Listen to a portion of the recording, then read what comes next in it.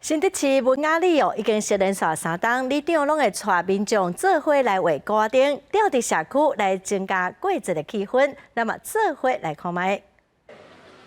不管大人也是囡仔，拢摕画笔在歌灯顶悬画出五花十色的图样，大家感觉真新鲜。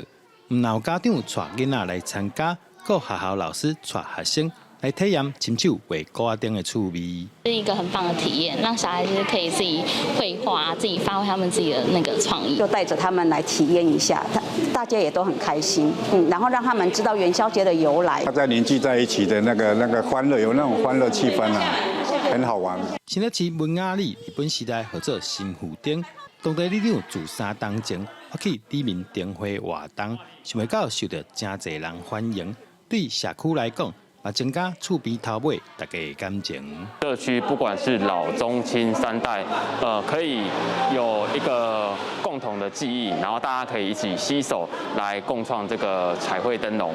暗时规排的歌灯吊在社区内，看起来水当当。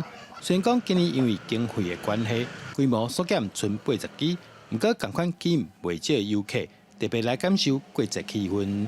记者刘君豪，新德报道。